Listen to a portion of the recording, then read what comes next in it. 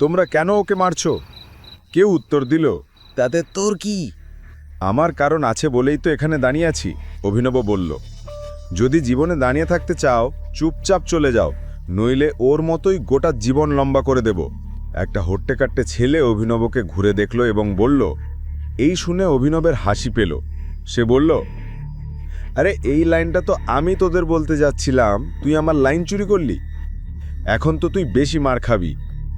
এই কথা তাদের রাগ আরও বাড়িয়ে দিল। তাদের নেতা এগিয়ে এসে বলল, আরে নায়ক হতে চাইছিস?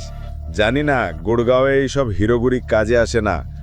চুপচাপ চলে যা, নইলে আমাদের একটা নয় 2 কবর খোঁড়াতে হবে।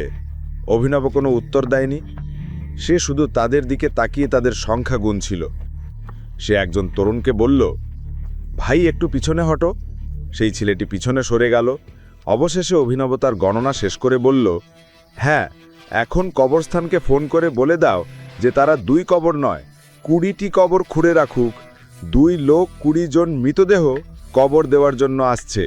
এই কথা শুনে অভিনবের সামনে উপস্থিত প্রতিটি মানুষের রাগ জ্বলে উঠেছিল। ওদিকে অভিনব মুঠি শক্ত করে লড়াইয়ের জন্য প্রস্তুত হয়ে গিয়েছিল। এক লোক দৌড়ে অভিনবের দিকে এলো এবং লাঠি দিয়ে আঘাত করার চেষ্টা করল, কিন্তু অভিনব তার লাঠি ধরে নিল এবং তার পেটে মেরে দিল।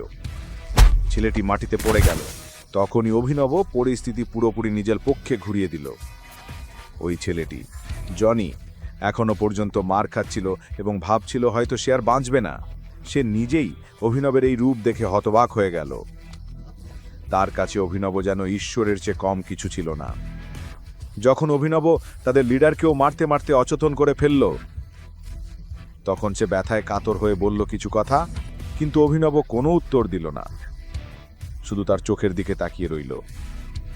লোকটি উত্তর জানার জন্য ব্যাকুল হয়ে উঠল, কিন্তু তার আগেই সে নিচে পড়ে গেল। চোখ বন্ধ হয়ে গেল এবং নড়াচড়া বন্ধ করে দিল। তাকে এই অবস্থায় দেখে অভিনবের মুখে একটুখানি হাসি ফুটে উঠল। ওদিকে জনির মুখ অবাক হয়ে খোলা রইল। সে তার জীবনে এমন কাউকে দেখেনি যে একসঙ্গে এতজনকে হারিয়ে দিতে পারে। সে ধীরে ধীরে অভিনবের দিকে এগিয়ে এলো। অভিনব দেখল তার ঠোঁটের কোণের রক্ত লেগে আছে, চোখের নিচে কালো দাগ, পায়ে মোচকেছে, কাপড় ছেঁড়া। মোট কথা তার অবস্থা খুবই খারাপ। অভিনব সময় মতো না এলে হয়তো সে মারা যেত। ছেলেটি অভিনবের কাছে এসে জিজ্ঞেস করল, হ্যাঁ, আপনি কে আর আমাদের জীবন কেন বাঁচালেন? জনি এই প্রশ্নের উত্তর জানার জন্য ব্যাকুল হয়ে উঠল। তার বন্ধুরা তখনও রাস্তার ওপর অচেতন হয়ে পড়েছিল।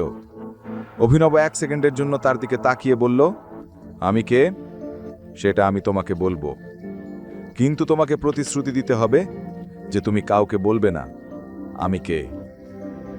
জনি কোনো দ্বিধা না করে মাথা নেড়ে সম্মতি দিল। অভিনব তার জীবন বাঁচিয়েছে, তার জন্য এমন একটি ছোট গোপন রাখা তার কাছে কিছুই না। অভিনব তার কাছে এসে কানের দিকে ইশারা করল। জনি মাথা ঝুঁকিয়ে কান এগিয়ে আনলো। অভিনব ধীরে ধীরে তার কানের কাছে গিয়ে বলল, আমি টাইগার। এ কথা শুনে জনির চোখ বিস্ময়ে বড় হয়ে গেল। সে এক দৃষ্টি অভিনবের দিকে তাকিয়ে রইল। কিছুক্ষণ পর অভিনব হরদেব পাল সিং এর বাড়িতে পৌঁছালো। এতজনকে মারার পর তার হাত পায়ে প্রচণ্ড ব্যথা করছিল। গাড়ি পার্ক করে গভীর নিঃশ্বাস নিয়ে সে ভেতরে ঢুকল। ধীরে ধীরে খুব সতর্কভাবে হাঁটছিল। ভেতরে রাজীব বলছিল, আমি তো বুঝতে পারছি না এখন আমাদের কি করা উচিত। আমার মতে গৌরবকে বলা উচিত যে সে একবার আকরামের সঙ্গে কথা বলুক। এখন আমাদের সাহায্য কেবল ওরাই করতে পারে। রাজীব, শর্মিলার পরিবারের বাকি সদস্যরা গভীর আলোচনায় ব্যস্ত ছিল। মুখে চিন্তার ছাপ স্পষ্ট। যতক্ষণ না কিং কর্পোরেশনের সাপোর্ট পাওয়া যাচ্ছে ততক্ষণ আমাদের কাজ এগোবে না। আমার মনে হয় গ্রিন হোল্ডিং থেকে সাহায্য নেওয়া উচিত। শর্মিলা বলল, মা তুমি কি বলছো? অনন্যা বলল, এই 2টা কোম্পানি তো টাইগার চালায়, আর আমাদের মতো সাধারণ মানুষ টাইগারের সঙ্গে সরাসরি দেখা করতে পারি না। আজ পর্যন্ত কেউ ওকে দেখেইনি, তাহলে আমরা কিভাবে দেখা করব? এটা শুনে শর্মিলা বলল, হয়তো চিরাগ আমাদের সাহায্য করতে পারবে। আমি তোমার আর চিরাগের বিয়েটা ঠিক করে দিচ্ছি। যাই হোক, এই অভিনব আমাদের দিয়েছে কি? ঠিক তখনই অভিনব ঘরের মধ্যে ঢুকে পড়ল। সে পুরো কথা বুঝতে পারেনি, কিন্তু যতটুকু শুনেছিল তাতে মনে হলো অনন্যার কোম্পানি বড় বিপদে আছে। হ্যালো, নমস্তে, অভিনব মুখে হাসি নিয়ে বলল। যদিও সে খুব ক্লান্ত ছিল, তবু সে কাউকে বুঝতে দিতে চায়নি যে সে কি করে এসেছে। যখন সে হাসি মুখে নমস্তে করল, শর্মিলা, অনন্যার রাজীব তার দিকে তাকালো। তাদের চোখে এক অদ্ভুত রাগ ছিল। অভিনব সেটা দেখে অবাক হয়ে গেল। সে আশা করেনি যে তারা হাসি মুখে স্বাগত জানাবে, কিন্তু আজ তাদের চোখে যে গর্জনময় রাগ সে দেখল, তা দেখে অভিনবের মনে এক অজানা অস্বস্তি জেগে উঠল।